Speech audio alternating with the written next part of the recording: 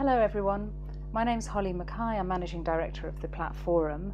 Welcome to a new series of ours called CEO on the Sofa, and I'm delighted to introduce my first CEO on the Sofa, Martin Davis, who is the CEO at Cofunds.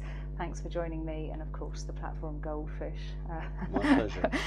Martin, to kick off, you were the boss at Open Work. You're now running one of the biggest platforms in the UK. You've seen life on both sides of the fence.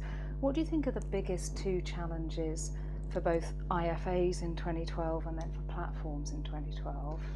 Well, I think the greatest challenges in 2012 are probably not that different from those in 2011 and probably 2013. So I'm not sure that there are any specific. Certainly, the ones that I would highlight are specific to this year. I think the IFA sector as a whole has got a huge challenge to move from the old world of broadly commission-based selling, advising, through to the new world of advisor charging. I think that's a huge challenge for nearly all IFAs. I think many of them have moved their models forward so that they already provide commission sacrifice and have that fee discussion with their clients. But the reality is there is a seismic shift. There is a difference. In the old world, advisors, although I'm sure they would, many of them do, obviously act in the best interest of their customer.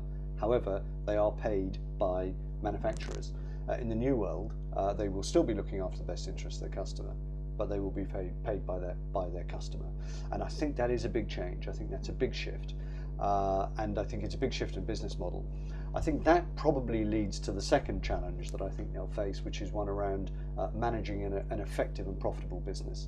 Because I think there is, you add the regulatory change to the economic environment we're in today, and investment returns, a very different shape to investment returns that we're in now, probably going to be in for the next few years. And the reality is that it's going to be very tough, it's going to be very tight, cash flow is going to be tight, profits and margins are going to be tight, advisors are going to have to provide better service to demonstrate to their clients that they're worth what they're paying them. And I think that a combination of the regulatory change and the pressure on margins are probably the two greatest challenges that IFAs face. Okay. And what about the platforms? What about sort of putting your new hat as boss at Cofunds on? What are the two biggest challenges, headaches? Well, I think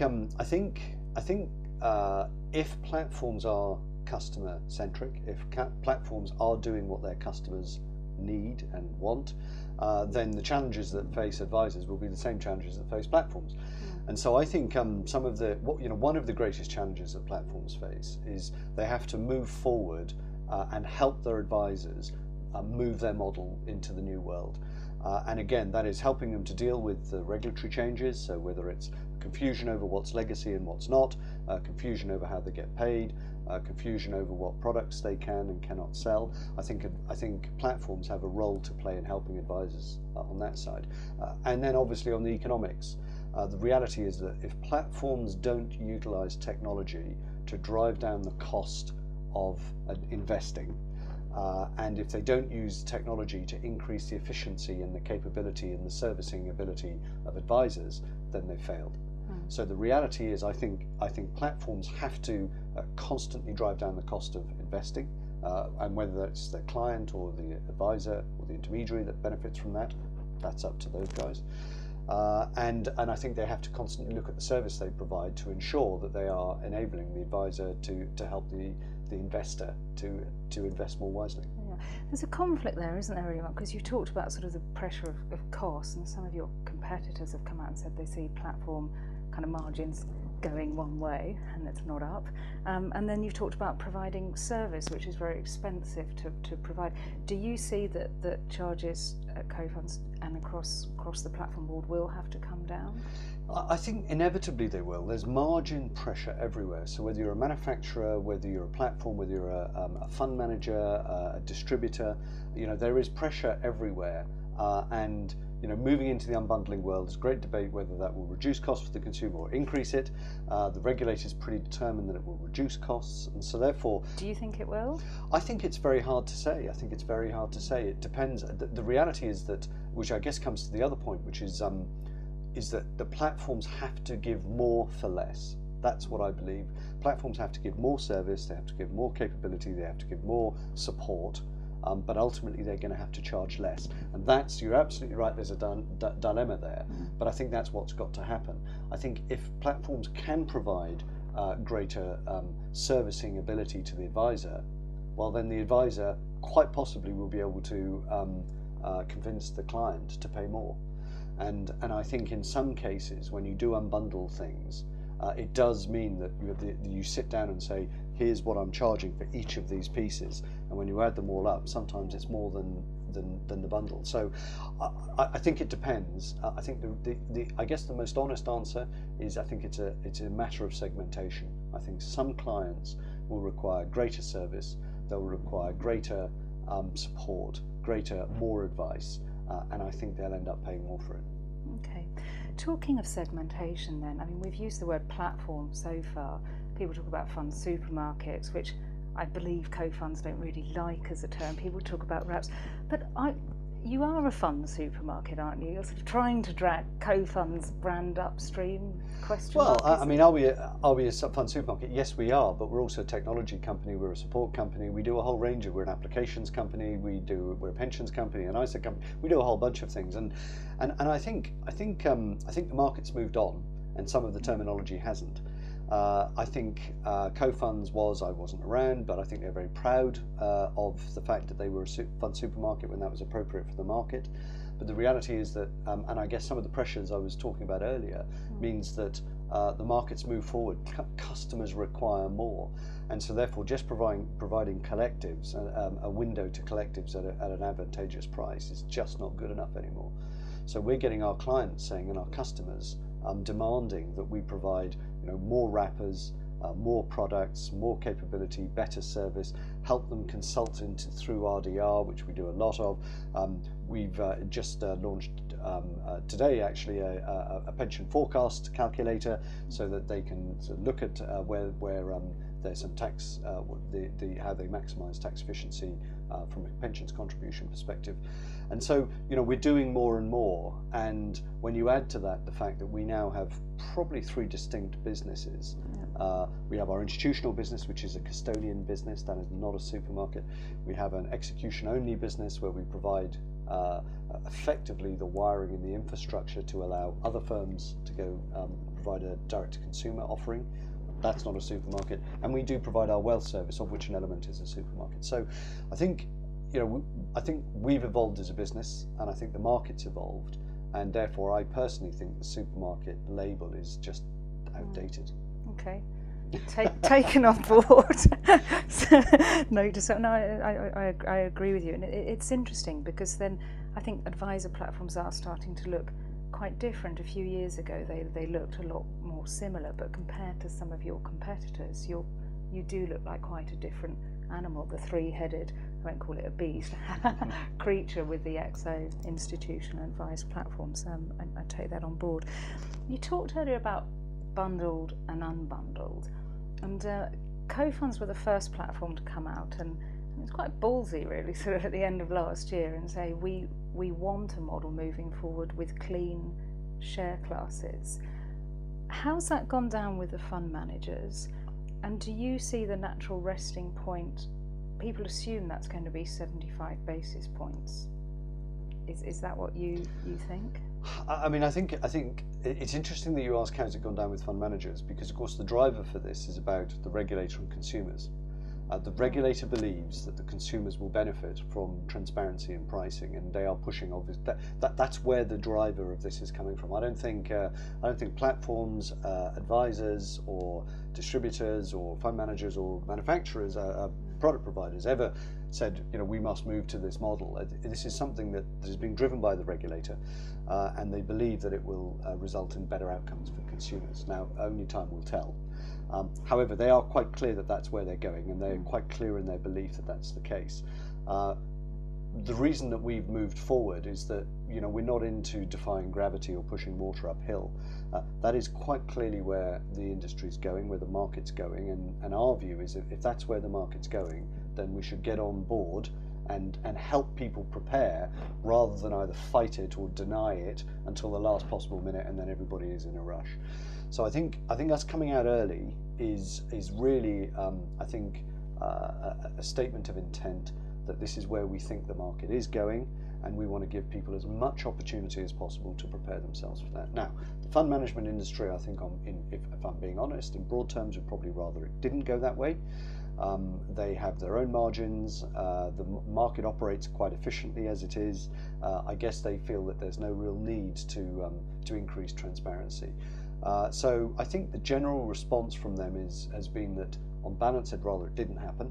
However, I think us coming out and saying that we are going to go that way, I think they've said, okay, we understand that that's where the market's going, and they've got on board. We've had conversations with all of our fund managers. We are getting very strong resistance from one or two who always resist. I'm not going to say who they are, but they will, I believe, come round. The vast majority of the market has taken a mature approach to it and said, okay, we understand what's happening, and move forward. So I think generally we have had an agreement for clean share classes with pretty much all of our fund managers, and certainly 99% of our volume of funds. The question still remains, will it purely be 75 or will it be 100 basis points? And I think that is a little bit of a moot point. I think the key is that you break out the commission element, and that makes it easier for the consumer to understand. As far as the advisory community goes, the vast majority of our firms have viewed this very positively. They want to be able to plan. They want to be able to sit down with their customers and start talking about pricing in a post-RDR world. So for us, giving them some clarity, I think, has been very helpful. But we're all on a learning expedition on this, and nobody quite knows exactly where it's going to end up. I think that's the case, certainly. And the 75 basis points resting point. I mean, what about purchasing power? I mean, you're, in relative terms, up here, and some of your platform peers are a lot smaller. Surely you'll be expecting a more competitive deal than I think down the line. I mean, at the end of the day, we believe, and I guess you'd say that we're bound to say this. We believe that scale and brings efficiency that enables you to drive down cost advantage for customers, and that's what we believe. So as we continue to build scale, we will continue to look in as many ways as possible as to how we can reduce cost to customers, and that will come through us becoming more efficient, and it will come through us using our buying power in the market. So we have no direct plans, but as we continue to grow, I would expect us to be able to provide some sort of, because there are real benefits apart from anything else. The reality is, a fund manager or anybody else, if they deal with one platform as opposed to 20,000 advisors, the reality is there are some real savings in the value chain there, and that needs to be realised, and it needs to be passed to the client, and that's what we'll try to do. You mentioned earlier the sort of three bits of the business. So you support XO business, so you support Willis Owen, for example. You announced, I think it was yesterday, that on the institutional side you'll be acting as custodian for Charles Stanley. There's the advisor business. In terms of proportionately, so in percentage terms, where do you see the most growth coming over the next year or so? So I get asked this a lot. And God, sorry. Unpredictable. No. Well, I was going to say I get asked it a lot by the board as well, because as we project forward our numbers, and we try to we try to forecast, we've got to obviously say where that's going to come from. As you rightly say, we have three very clear, distinct markets that we operate in at the moment. I'm always very wary of predicting, of crystal ball gazing on this one. What I would say is I think all three of those sectors absolutely have legs. So there's no question, I think the execution-only space will continue to grow. I think more people will take on Hargreaves. I think more and more advisors will move to an advised light or an EO-heavy type service. So I really think that the execution-only market is really going to grow, and we're one of the largest or larger players in that space. When you look at the institutional market, I think certainly in the short term there is a rush by some of the large institutions to reduce costs and to offload risk, and by doing that, our type of service is ideal. So we're seeing requests to put out to tender coming in all over the place. We're seeing a lot of business. I think certainly in the next 12 to 24 months, we'll see an awful lot of business coming through on the institutional side. And of course, nobody in their right mind is going to discount the IFA or the wealth sector, because the reality is people still need advice. As pensions get more complex, as the benefit system gets more complex, as inflation remains high, as interest rates remain low, everyone's looking for yield.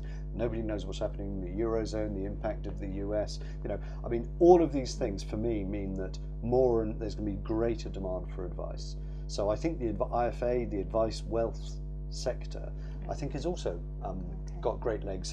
So I think all three of those have an opportunity to grow. We are growing as a business very rapidly.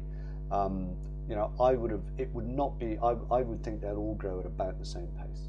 Okay.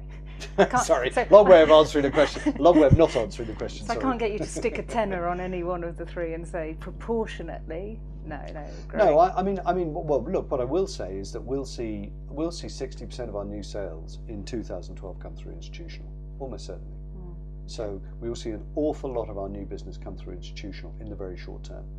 I think next year it's much more difficult to predict. Now, if you can tell me where the FTSE is going to be, the impact on RDR, I wouldn't be sitting here. And how many people are going to go from IFA to restricted, then I'll tell you what the IFA sector is going to do next year. It is, we are in a period of great uncertainty, and for me, I think that one of the strengths of Cofunds is I think we have a strong foot in each of those camps, and we're committed to each of those camps.